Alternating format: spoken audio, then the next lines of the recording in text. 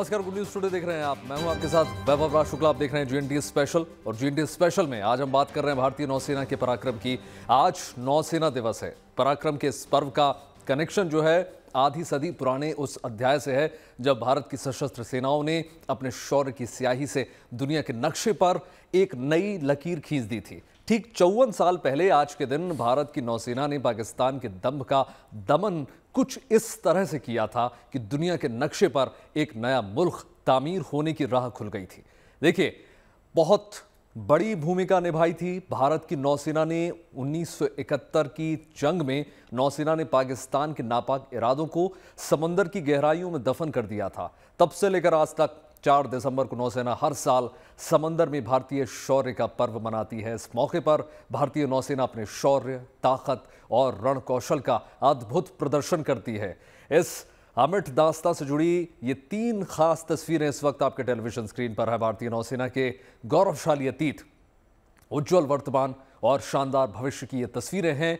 एक तस्वीर वो है जो आधी सदी पहले 1971 में दुनिया ने देखी, नौसेना के पराक्रम की। दूसरी तस्वीर जो नौसेना दिवस की पूर्व संध्या पर तिरुवनंतपुरम के तट पर सजीव हुई। और तीसरी तस्वीर वो जिसकी इबारत हर दिन इंडियन नेवी लिख रही है भविष्य के लिए खुद को तैयार करके। 3 तस्वीरें दिखा रहे हैं आपको आन बान शान। 1971 में भारतीय नौसेना के चीफ रहे एडमिरल SM नंदा ने अपनी आत्मकथा the man who born Karachi में एक किस्से का जिक्र किया है। 1971 में भारत पाकिस्तान लड़ाई शुरू होने से 2 महीने पहले अक्टूबर 1971 में एडमिरल नंदा प्रधानमंत्री इंदिरा गांधी से मिलने गए थे। नौसेना की तैयारियों के बारे में बताने के बाद उन्होंने इंदिरा गांधी से पूछा, अगर नौसेना कराची पर हमला करे तो क्या इससे सरकार को राजनीतिक रूप से कोई आपत्ति हो सकती है? इंदिरा गांधी ने हाँ या ना कहने की बजाय सवाल पूछा कि आप ऐसा पूछ क्यों रहे हैं? एडमिरल नंदा ने जवाब दिया कि 1965 में नौसेना ने से खास तौर से यह कहा गया था कि वो भारतीय समुद्री सीमा से बाहर कोई कार्रवाई ना करे, जिससे उनके सामने कई परेशानियां उठ खड़ी हुई थी। इंदिरा गांधी ने कुछ देर सोचा और फिर कहा, well admiral, if there is a war there is war, यानी अगर युद्ध होना है तो युद्ध होना है। एडमिरल नंदा ने उन्हें धन्यवाद दिया और कहा, मैडम मुझे मेरा जवाब मिल गया। और इस घटना के 2 महीने बाद नौसेना के इस जवाब की गूंज पाकिस्तान को आने वाले कई सालों तक सुनाई देती रही।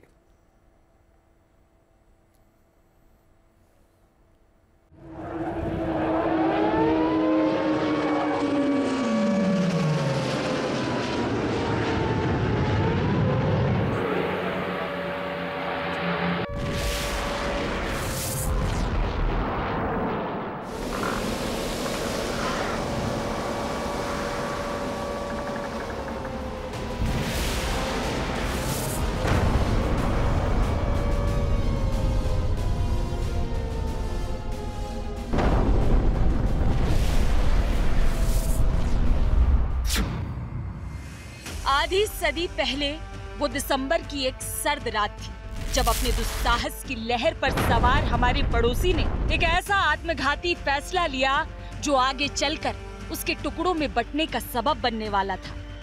3 दिसंबर 1971 को पाकिस्तानी वायुसेना ने पूरी प्लानिंग के साथ इंडियन एयरफोर्स के कई एयरफील्ड्स पर एक साथ हमला बोल दिया। श्रीनगर, अवंतीपुर, उत्तरलाई, जोधपुर, अंबाला एंड आगरा। युद्ध की शुरुआत हो चुकी थी। आने वाले 2 हफ्तों में पाकिस्तान को भारत की सशस्त्र सेनाओं के रूप में जिस भयंकर तूफान से टकराना था उसकी उन्होंने कल्पना भी नहीं की थी, क्योंकि इसके बाद भारत की तीनों सेनाएं अपने पूरे दमखम के साथ पाकिस्तानी बेसों को नेस्तनाबूद करने के मिशन पर निकल पड़ी। बिना उकसाए पाकिस्तान युद्ध की आग को हमारी सीमाओं के भीतर ले आया था। अब युद्ध को पाकिस्तान की चौखट तक ले जाने की हमारी बारी थी। 1971 के युद्ध में यहीं से शुरू हुई भारतीय नौसेना के पराक्रम की अद्भुत कहानी। भारतीय नौसेना के तत्कालीन navy chief admiral SM Nanda ने वेस्टर्न सीबोर्ड के commander vice admiral SN Kohli को पाकिस्तान के युद्धपोत और बंदरगाहों को तबाह करने के लिए सबसे घातक नेवल फ्लीट को रवाना करने का निर्देश दे दिया। पाकिस्तान को सबक सिखाने की जिम्मेदारी नौसेना की 22nd मिसाइल वेसल स्क्वाड्रन को सौंपी गई। आदेश मिलने के साथ ही भारत के तटों पर हाल ही में लाई गई नई नवेली OSA क्लास मिसाइल बोट्स के बेड़े के साथ 22वीं स्क्वाड्रन ने इस युद्ध में वो रणनीति अपनाई जिसकी पाकिस्तान ने कल्पना भी नहीं की थी। पाकिस्तान का काल बनने जा रहे इस बेड़े में INS वीर, विद्युत, निपथ, निर्घात, विनाश, विजेता और निर्भीक युद्धपोत को शामिल किया गया था। 1971 की जंग में ये युद्धपोत पाकिस्तान को घात पहुंचाने में बड़ी भूमिका निभाने वाले थे। सोची समझी रणनीति के तहत भारत का नौसैनिक बेड़ा दिन के दौरान कराची से 250 किलोमीटर के डायमीटर पर मौजूद था। शाम होते होते ये कराची से 150 किलोमीटर की दूरी पर पहुंच गया। नौसेना के बड़े युद्धपोतों के जरिए छोटी मिसाइल बोट्स को खींचकर कराची बंदरगाह के दक्षिणी छोर के नजदीक पहुंचाया गया, जहां से वो तेज गति के साथ कराची बंदरगाह पर सीधा हमला बोलकर वापस आ सकते थे। और हुआ भी यही। एडमिरल जो हमारे उस समय चीफ ऑफ नेवल स्टाफ थे, उन्होंने एक योजना बनाई जो बड़ी सरप्राइजिंग थी। इन शिप्स को, मिसाइल बोट्स को, जो हमारे 3 मिसाइल बोट्स थे, ये जैसे हमने कहा आपको कि INS निपत, निर्घट और वीर, ये 3 शिप्स थे जो capable 5 speed surface to surface missile capable with good radar, search radar, surveillance radar और गन रडार, अटैक रडार से इक्विप्ड थे।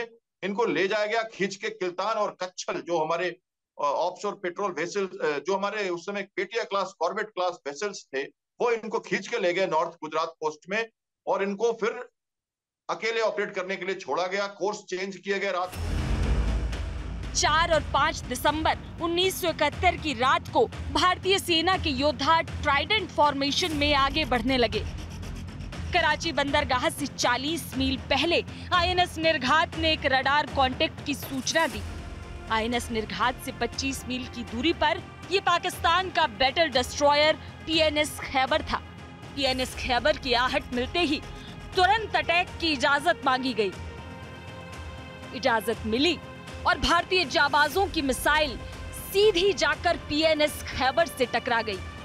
इसके बाद दागी गई दूसरी मिसाइल ने PNS खैबर को 3 टुकड़ों में बांट दिया। कराची से 35 नॉटिकल मील दूर PNS खैबर सागर की गर्त में समा चुका था। 4 तारीख की रात को 10:43 पे 2243 आवर्स पे 14 माइल जाके कराची के बाहर सबसे पहले INS निर्घट ने मिसाइल दागी, जो एक मर्चे, जो वहां पे एक PNS खैबर था, उनका जो पाकिस्तानी नेवल शिप खैबर जो एक डिस्ट्रॉयर था, उसके ऊपर सीधा सटीक निशाना मारा इस मिसाइल ने और 2 भागों में उसको डिवाइड कर दिया। साथ साथ वहां पे मर्चेंट शिप और एक PNS शाह भी, एक दूसरा वॉरशिप था पाकिस्तान का, वो भी डिस्ट्रॉय हो गया। और इस कंफ्यूजन में रात को जब हुआ तो पाकिस्तान के लोग ये समझ ना पाए, उनकी जो वायुसेना है उनको लगा कि ये भारतीय वायुसेना का अटैक है, क्योंकि उनके पास ये जानकारी थी कि भारत के पास ऐसे कोई कैपेबल शिप्स नहीं है जो इतनी दूर आ सकते हैं। पर ये जो स्ट्रैटेजी, टैक्टिक्स जो भारतीय नौसेना ने अपनाई, ये बहुत ही सरप्राइजिंग थी, डेवास्टेटिंग थी। लेकिन ये तो बस शुरुआत थी। INS निर्घात अपना शिकार कर चुका था, लेकिन INS निपथ और वीर अब भी उसी तेजी से आगे बढ़ रहे थे। इसके बाद INS वीर ने पाकिस्तान के माइन स्वीपर PNS मुहाफिज के परखच्चे उड़ा दिए।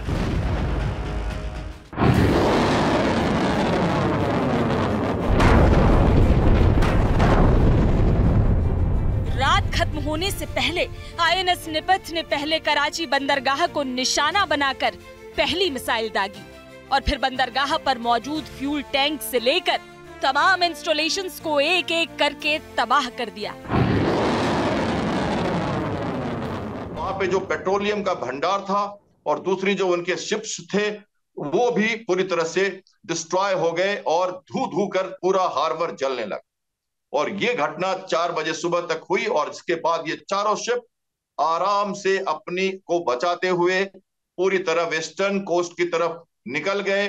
थोड़ा इवेसिव स्टीयरिंग की, थोड़ा दुश्मनों को छकाया, रशियन लैंग्वेज में बात किया, पूरी तरह से सतर्कता बरती, टैक्टिक्स रखा और बिना किसी कैजुअल्टी के, बिना किसी नुकसान के ये शिप 8 या 9 तारीख तक ये चुपचाप भारतीय नौसेना के शिप्स हार्बर में सुरक्षित लौट गए।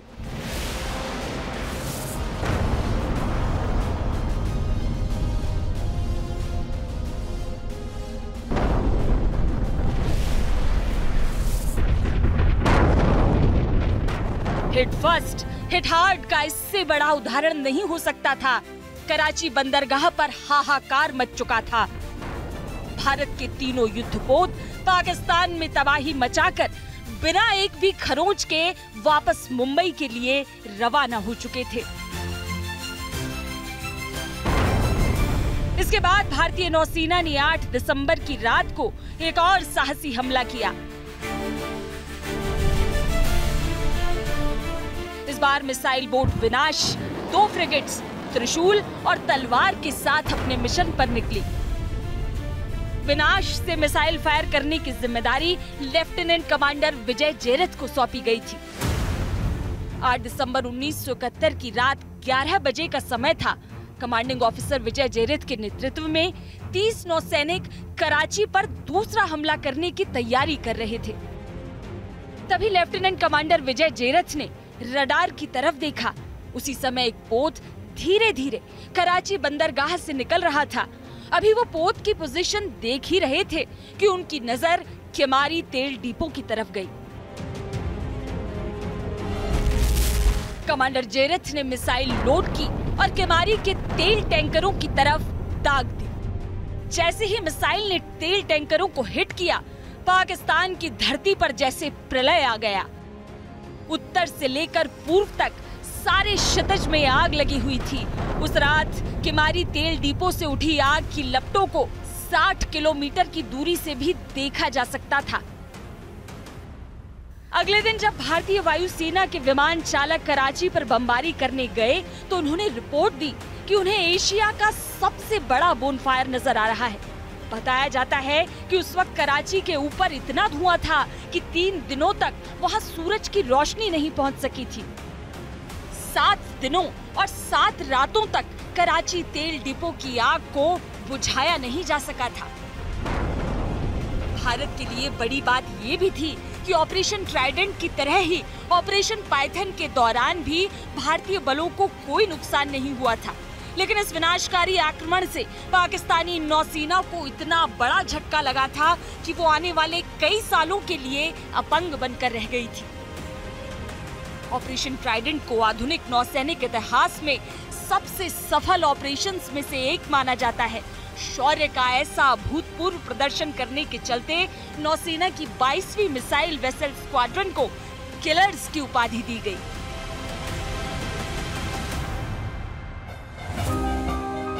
वीरता की उसी अप्रतिम गाथा को याद करने के लिए भारतीय नौसेना हर साल 4 दिसंबर को नौसेना दिवस मनाती है।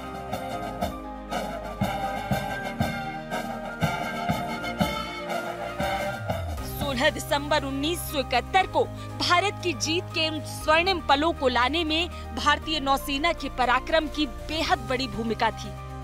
सागर के सीने पर हमारी विजय पताका फहराने की उन्हीं स्वर्णिम यादों का जश्न अब की बार भारत के दक्षिणी छोर पर तिरुवनंतपुरम में बेहद धूमधाम से मनाया गया। Bureau report, good news today.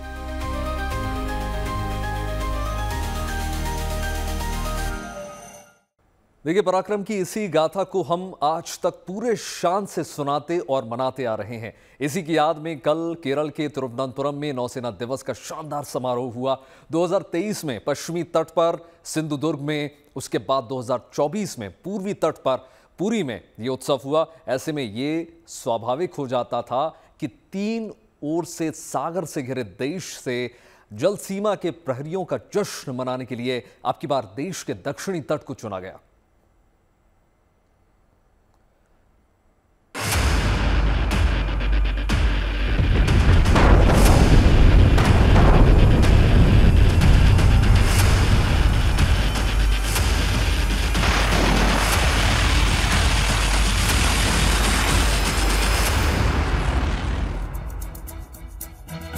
ये पराक्रम का पर्व है।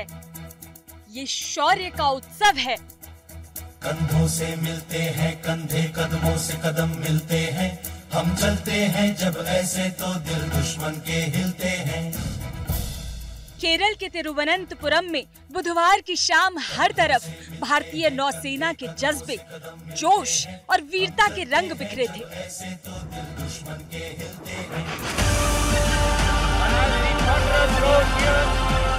54वें नौसेना दिवस की पूर्व संध्या पर भारत के जल प्रहरियों का जोश आसमान और सागर को एक कर रहा था।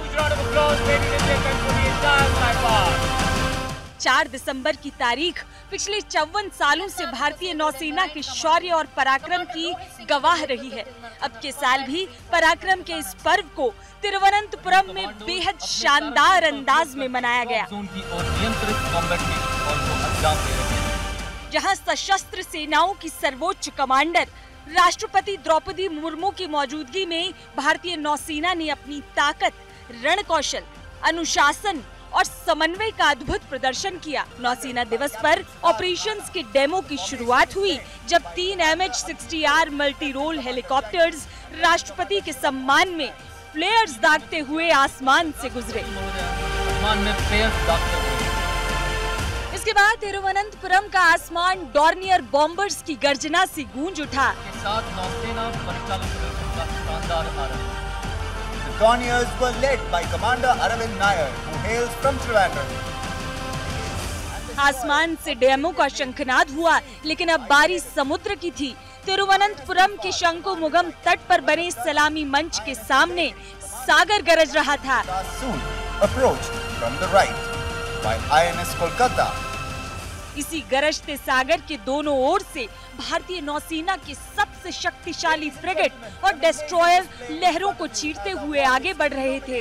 एक ओर से INS इम्फाल और उदयगिरी, तो दूसरी ओर से INS कोलकाता और INS तमाल ने मंच के सामने पहुंचकर फ्लेयर्स दागना शुरू किया तो देखने वाले रोमांच से भर उठे। And again, ladies and gentlemen, beautiful flares lighting up the seas. A unique and grand gesture of respect for the Supreme Commander. Proudly flying. इसी बीच 3 चेतक हेलीकॉप्टर्स बैनर फॉर्मेशन में तिरंगा लहराते हुए आसमान से गुजरे। Indian Naval Air Squadron 321. पूरे कार्यक्रम में सागर की लहरों से लेकर आसमान तक नौसेना के जाबाजों का गजब का तालमेल नजर आ रहा था। इसके बाद नौसेना के मरीन कमांडोज ने रेस्क्यू ऑपरेशन का डिस्प्ले शुरू किया। देश की समुद्री सीमा में कोई संदिग्ध वेसल नजर आते ही मार्कोस तुरंत एक्शन में आ गए। मार्कोस ने अपनी अद्भुत कौशल और साहस का प्रदर्शन करते हुए सफलतापूर्वक ऑपरेशन पूरा करके दिखाया। इसके बाद बारी आई कॉम्बैट फ्री फॉल की। इस दौरान मरीन कमांडोज ने 8000 फीट की ऊंचाई पर उड़ते डॉर्नियर विमानों से छलांग लगाकर सबको हैरत में डाल दिया। इसी तरह नौसेना के जाबाजों ने दुश्मन से घिरे तट पर बीच असॉल्ट का भी प्रदर्शन किया। इस ऑपरेशन के दौरान अंडर वाटर ऑप्स में माहिर जवानों ने दुश्मन के एसेट को तबाह कर दिया। नौसेना दिवस के कार्यक्रम में इसके बाद बारी आई नौसेना के सबसे बड़े और सबसे ताकतवर एयरक्राफ्ट कैरियर महाबली INS विक्रांत की।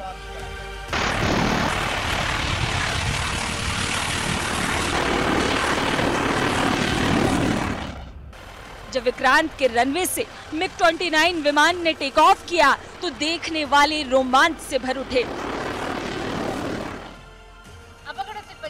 इसके बाद एंजल्स के नाम से प्रसिद्ध चेतक हेलीकॉप्टर्स ने सर्च एंड रेस्क्यू ऑपरेशन का डेमो भी दिया। नौसेना दिवस के कार्यक्रम में नेवी की पनडुब्बी INS सुषुमार भी अपने शौर्य का प्रदर्शन करने उतरी। तो वहीं भारतीय नौसेना के cell training ships INS Sudarshani और INS तरंगिणी जब अपनी ऊंची पालों और तिरंगे को लहराते हुए गुजरे तो देखने वाले देखते रह गए।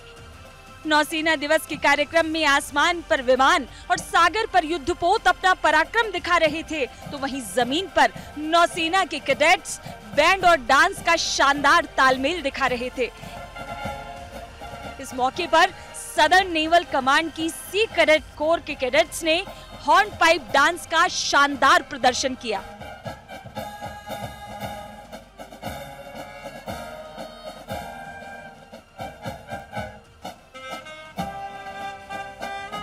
इसके बाद दक्षिणी नौसेना कमांड बैंड ने बीटिंग रिट्रीट का प्रदर्शन किया।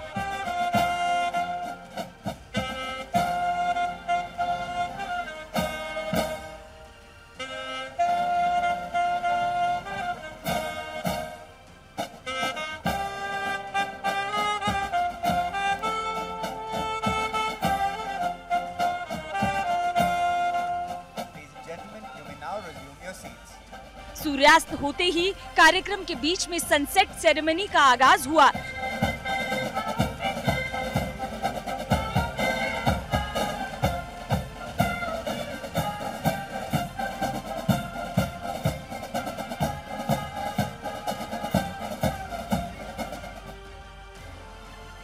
बैंड पर बजती देशभक्ति धुनों के बीच ही पूरे सम्मान के साथ तिरंगे और नौसेना के ध्वज को नीचे उतारा गया। सेरेमोनियल सनसेट के बाद बारी आई कंटिन्यूटी ड्रिल की, जिसमें भारतीय नौसेना के अब तक के सबसे बड़े कंटिन्यूटी ड्रिल कॉन्टिंजेंट ने परफॉर्म किया। ये अद्भुत दृश्य था। एक साथ दर्जनों जवान अद्भुत तालमेल और सामंजस्य का प्रदर्शन कर रहे थे, वो भी बिना किसी कमांड के। लगभग 6.5 किलो की राइफल के साथ इनके हैरत अंगेज एक्शंस देखकर दर्शक दंग हो रहे थे। कंटिन्यूटी ड्रिल के बाद केरल के सांस्कृतिक रंगों से सजे दृश्य तालम नृत्य नाटिका का आगाज हुआ।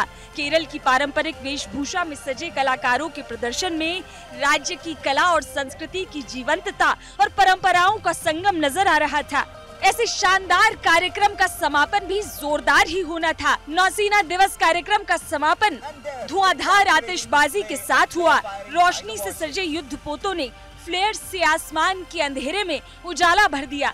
ये भारत की नौसेना के पराक्रम के जश्न की शानदार तस्वीर थी। केरल का आसमान शौर्य की रोशनी से जगमगा रहा था और गर्व से अभिभूत देश भारत की जलसीमा के प्रहरियों को नमन कर रहा था। Bureau report, good news today.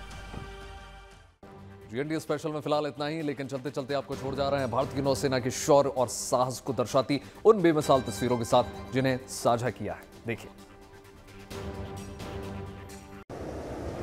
Amartya वीर पुत्र हो, दृढ़ प्रतिज्ञ सोच लो, प्रशस्य पुण्य पंथ है। बढ़े चलो, बढ़े चलो, बढ़े चलो। हरदम तैयार है, बिल्कुल तैयार है।